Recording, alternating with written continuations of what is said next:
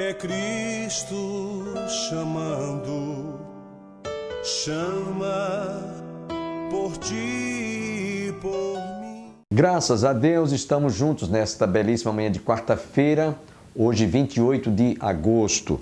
Hoje comemora-se o Dia Nacional dos Bancários, Dia da Avicultura e também do Voluntário. E nós parabenizamos a todos pela passagem do seu dia. E agora eu quero convidá-lo para que você abra a sua Bíblia comigo e confira o versículo do dia, que está no livro do profeta Isaías, capítulo 66, apenas o versículo 13, que diz assim: Como alguém que sua mãe consola, assim eu vos consolarei, e em Jerusalém vós sereis consolados. Ontem nós lemos um texto que Isaías descreve: pode uma mãe esquecer-se ou desprezar o seu filho, e ainda que esta venha a fazer ou ter esse tipo de tratamento ou comportamento para com o seu filho, eu não me esquecerei de ti, jamais deixarei, jamais abandonarei aqueles que esperam e confiam em mim. E nesse versículo que nós lemos, o Senhor diz o que é que ele faz comparado àquela mãe que cuida do seu filho. Como a alguém que a sua mãe consola, assim eu vos consolarei, e em Jerusalém vós sereis consolados.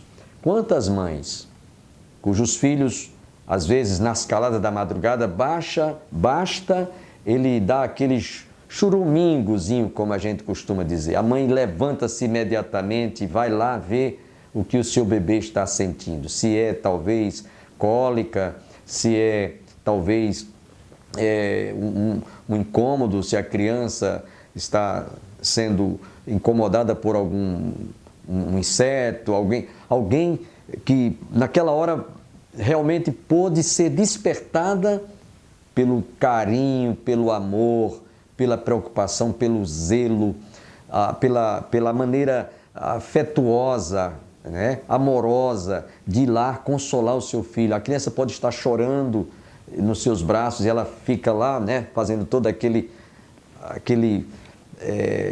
aconchego para que a criança pare de chorar, ela não se sinta. É assim que Deus trata a gente. Quantas vezes você está triste, amargurado, abatido e você precisa de uma palavra de consolo, de conforto, e Deus usa alguém, ou Ele mesmo, através da sua palavra, como esse versículo que eu li para vocês, o versículo do dia, como alguém que a sua mãe consola, assim eu vos consolarei, e em Jerusalém vós sereis consolados. Que você grave e guarde no seu coração esse versículo, essa promessa do dia para o seu consolo e para o seu conforto. Gostaríamos neste instante de convidá-los para que juntos façamos uma oração, e em seguida você terá a oportunidade de ouvir o pastor Lázaro trazendo mais uma reflexão sobre o tríplice ofício de Cristo. Pai, obrigado por esta oportunidade, quando nós abrimos a Tua palavra e reclinamos os nossos ouvidos, os ouvidos da alma, do coração, para recebermos esta palavra. Que nesta manhã, aqueles que estão conosco, eles possam assimilar bem, através da palavra que vamos receber por intermédio do pastor Lázaro, eles possam valorizar, eles possam reconhecer, eles possam guardar em seus corações a importância que há no tríplice ofício de Cristo, como aquele que veio como profeta, como rei e como sacerdote. Usa o teu servo agora e fala a cada coração em nome de Jesus. Amém.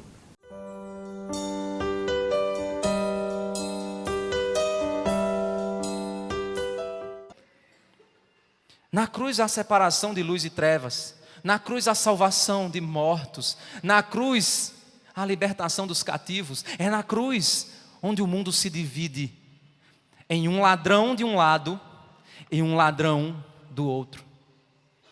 O ladrão que se converte a Cristo e o ladrão que se mantém infiel ao Senhor.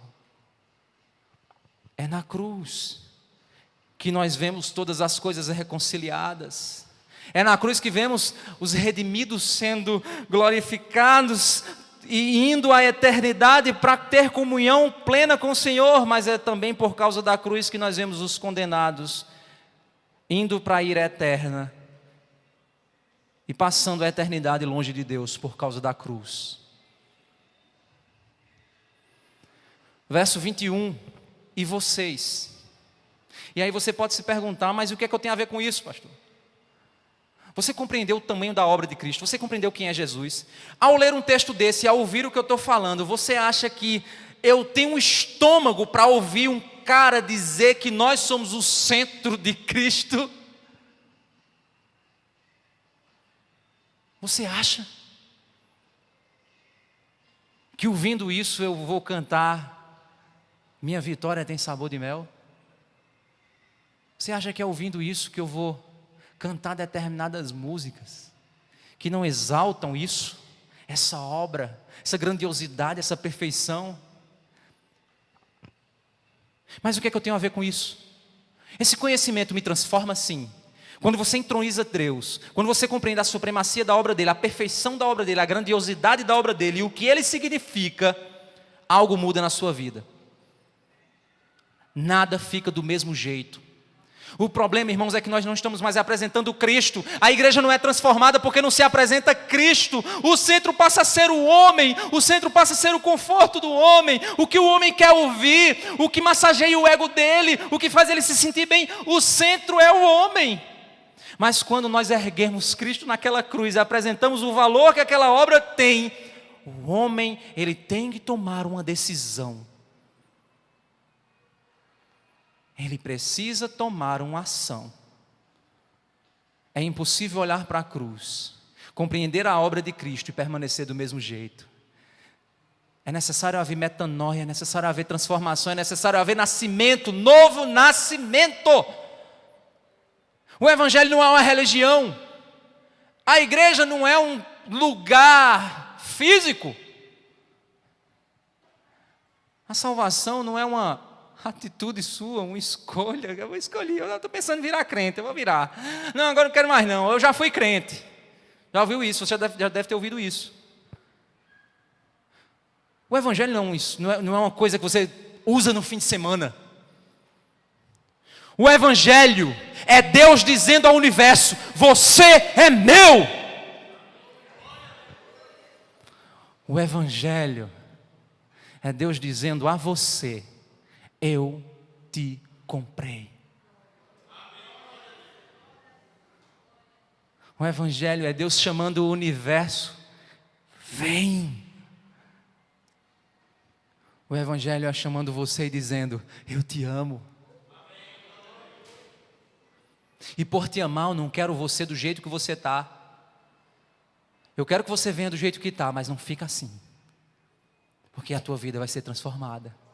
Ah, é para sucesso? Não.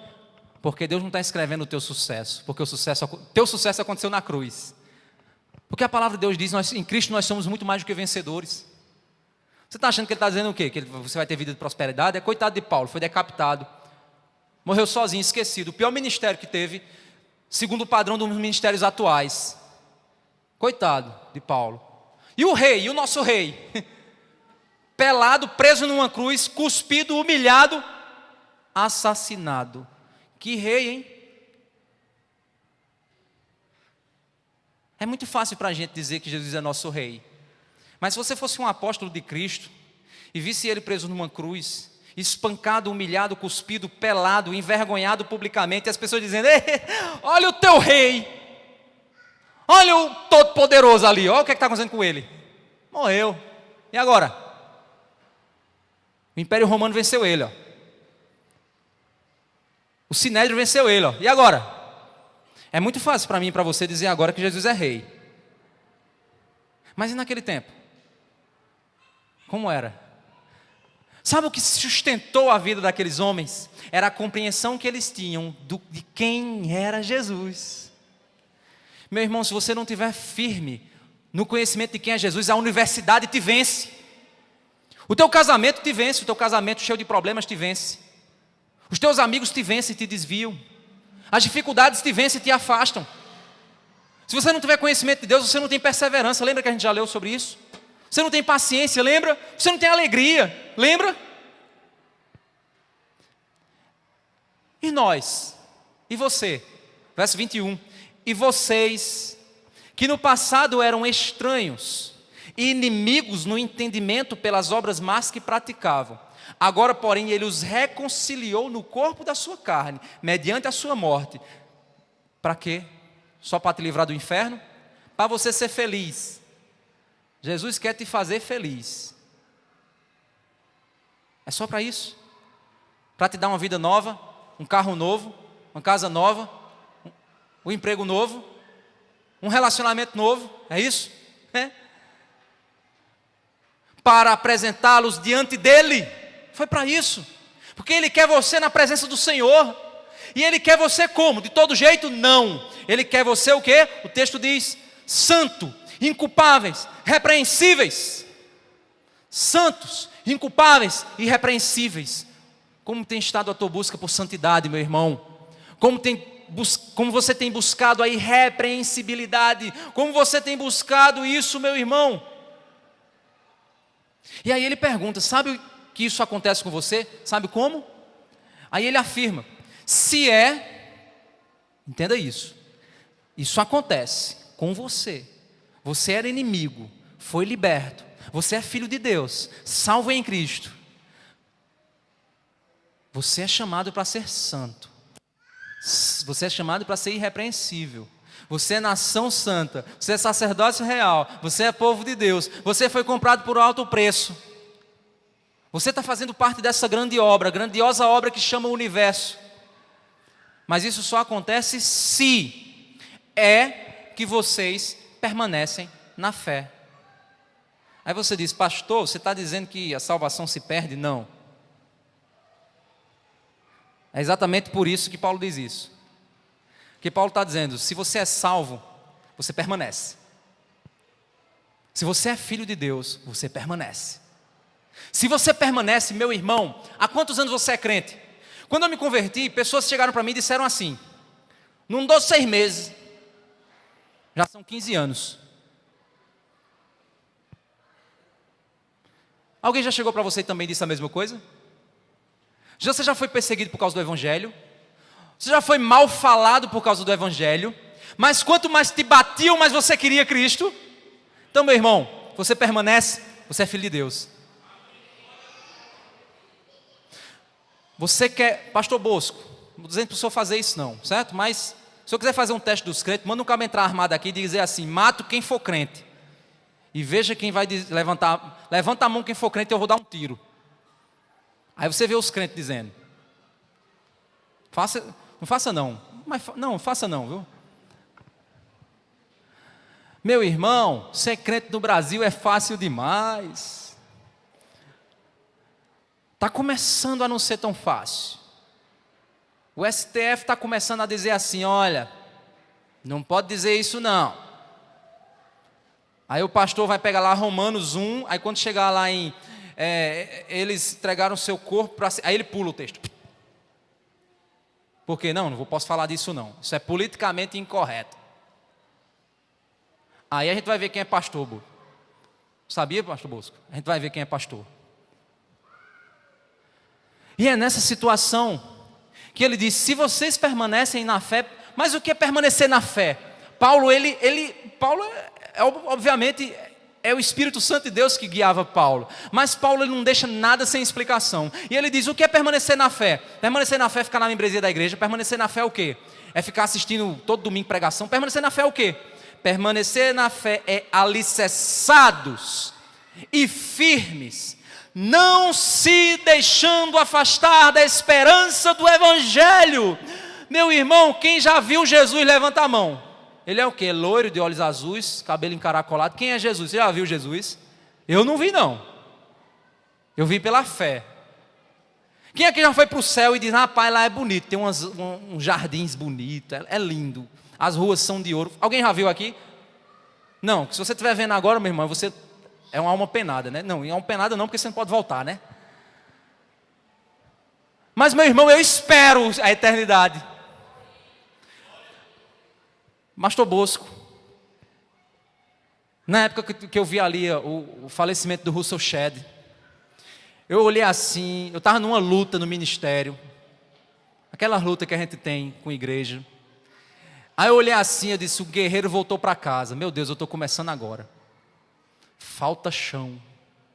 Falta muito chão. Se eu chegar lá, né, em idade, né? Falta muito chão. Mas o sonho do crente é abraçar Jesus. O sonho do crente é abraçar Cristo. Você suporta tudo para poder abraçar Cristo?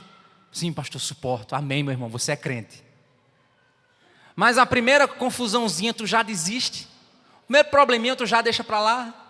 Primeira filosofia que vem na tua cabeça, tu diz, realmente Darwin estava certo. O mundo evoluiu. Freud tinha razão. O problema do homem é o sexo. A primeira filosofia muda a tua cabeça. A primeira doutrina te transforma.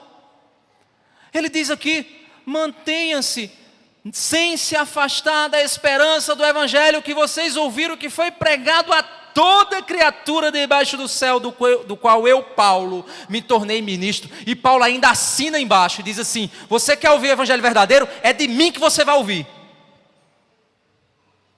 Ah não, mas é porque o caba recebeu umas tábuas de ouro o evangelho segundo não sei quem do Mormon. Não é o de Paulo não? Não, então eu não escuto. Não, mas foi um anjo que me revelou um novo evangelho. E Paulo disse, se um anjo vier ter convosco e trouxer outra doutrina, não seja anátema. De quem você tem ouvido o conhecimento a respeito de Deus? Pastor, mas eu não sou mormon. Aí eu vou dizer uma coisa aqui, polêmica. Os crentes hoje podem não ouvir os mormons, os testemunhos de Jeová, candomblé, filosofia, mas tem muito crente endeusando teólogos mais do que as escrituras. Sabe qual era o maior problema do povo de Israel? Que Jesus disse, cuidado com os escribas. Cuidado! Porque Cristo quer que a gente beba da fonte, da palavra, tenha experiência com a Bíblia. Hoje a moda o que é que fulano de tal diz sobre fazer tatuagem? Deixa eu ouvir, vou lá. Fulano de tal diz que pode. Mas fulano de tal diz que não pode. E aí, tu está seguindo quem, meu irmão? Paulo, Apolo ou Cristo? Quem você segue? Isso é uma febre, irmãos. A gente tem um bocado de gente preguiçosa que não estuda Bíblia. Aí vai para o YouTube e bota lá, eu posso botar piercing? Aí vai lá, aí um escriba vai e responde, o piercing ele é proibido por causa do não sei o que lá. Aí às vezes o cara nem cita texto. Quando cita texto, amém, meu irmão, você vai lá nos textos, estuda, vá na fonte, meu irmão. Mas hoje o povo está tão preguiçoso que o povo escuta e diz, quem foi que disse? Foi fulano. Então está dito. Está dito o quê, rapaz? Só Cristo é supremo. Só a palavra de Deus é inerrante. Nem o que eu disse aqui é inerrante, meu irmão. Mas o que eu disse com base na palavra é. Mas as minhas opiniões pessoais, never, jamais, nunca farei isso. Pastor, é pecado ir para cinema? Vai orar e ler a Bíblia, meu irmão. Vai buscar o Senhor, meu irmão. Mas eu não é. Aí você vai ensinar o princípio. Olha, qual é o filme que você quer? Isso vai glorificar a Deus. Isso vai exaltar a Cristo. Como é que está teu relacionamento? Não, eu só quero saber se é ou se não é. O cara só quer a resposta. Aí tem temas extremamente polêmicos nas igrejas hoje. E aí eu sempre, lá na igreja eu ensino aos irmãos o seguinte, não seja crente de pastor Frankenstein. Sabe o que é crente de pastor Frankenstein? Para quem não conhece, Frankenstein era um personagem de terror que ele foi feito de partes do corpo de várias pessoas. Então ele tinha orelha de um, a outra orelha era de outro, aí ele era um monstro, certo? Hoje os crentes são assim. Está aqui, pastor Bosco é o pastor dessa igreja. Mas tem crente aqui, eu não conversei com ele não, viu? Mas tem crente aqui que é crente de pastor Frankenstein. Ele escuta, minha soteriologia é de fulano, minha martiologia é de cicrano, minha não sei o que lá é de... Mas eu sigo a linha do fulano de tal. Eu sigo. Meu irmão, quando tua mãe morrer, quem vai estar do teu lado no caixão é o pastor Bosco, orando por você. É ele que vai estar lá. Não é o cara da internet, não. Você está entendendo? A gente precisa ter experiência com Cristo, meu irmão. A gente precisa aprender a viver. A gente precisa entender a palavra. A gente precisa entender a magnitude da obra de Deus. Ele está trazendo o universo para si. E está chamando você para Ele. E está dizendo: ame a Deus sobre todas as coisas e ao próximo como a ti mesmo. Ele é um Deus supremo. E o conhecimento da suprema obra de Deus muda tudo, inclusive os teus relacionamentos. Pastor, nada disso que você está dizendo tem no texto. Não tem nesse texto, mas tem nessa Bíblia. Eu vou te provar agora. Vamos seguir rapidamente uma sequência. Depois que Paulo explica a suprema obra de Deus, no capítulo 2, do verso 2 ao 4, Paulo ele diz que nós somos santos. Depois leia em casa, certo? A gente não vai ter tempo aqui de trabalhar isso não. Vou só dar uma posição para você vai lá prestar atenção.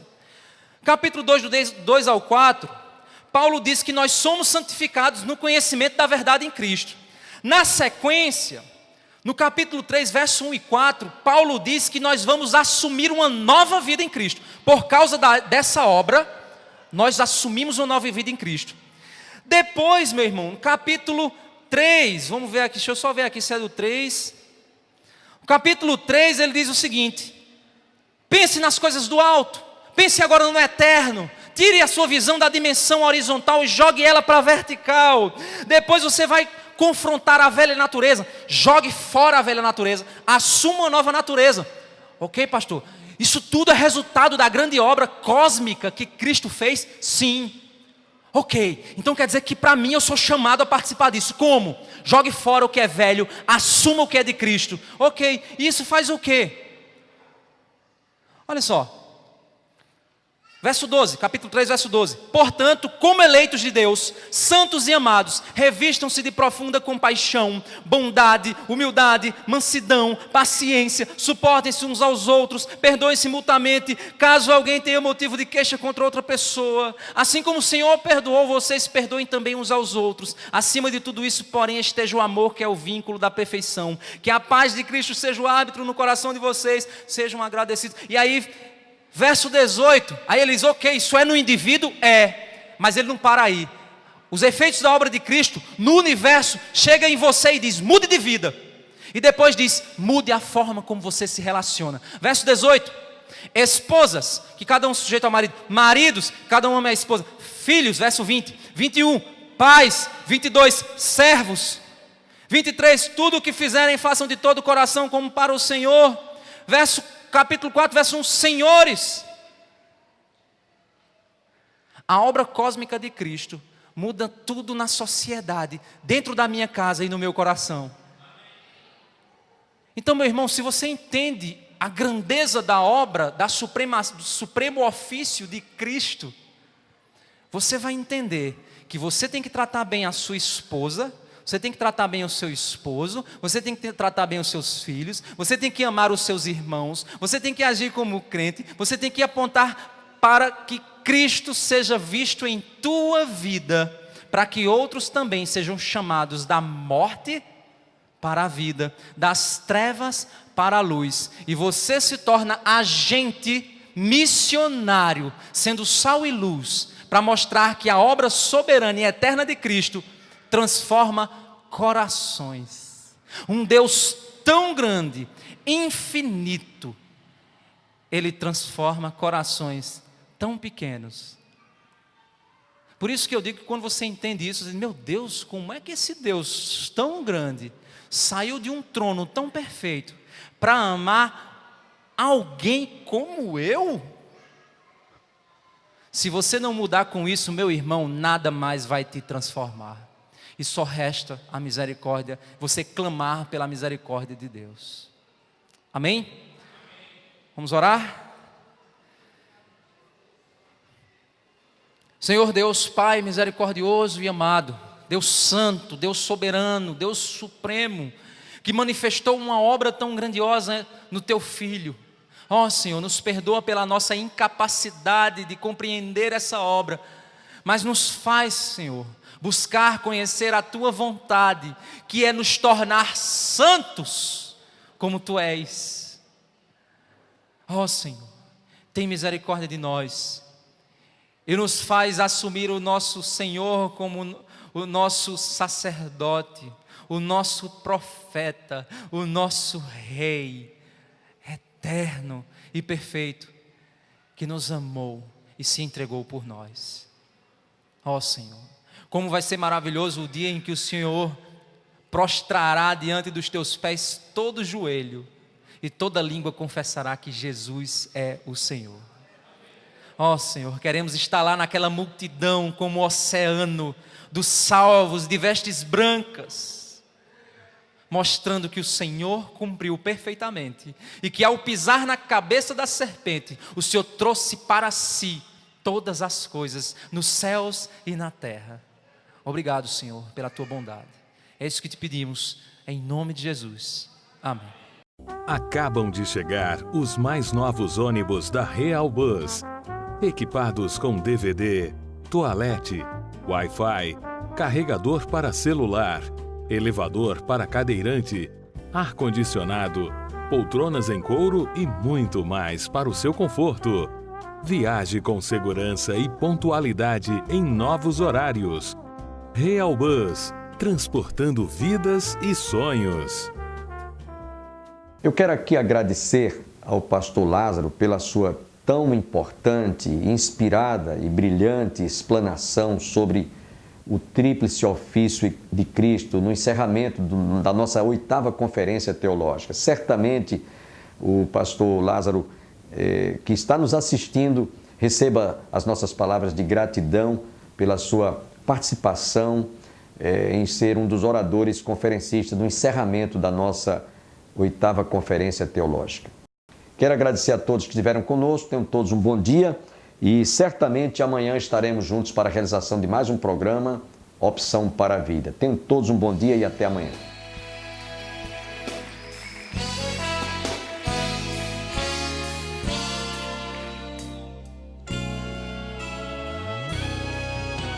Pensemos sobre Deus, a nossa ansiedade, pois Ele tem cuidado de nós. Pensemos sobre Deus, a nossa ansiedade, pois Ele tem cuidado de nós. Assim falou Jesus, olhai os passarinhos, Não guardam comida pra amanhã, mas o nosso Pai Celestial lhes dá.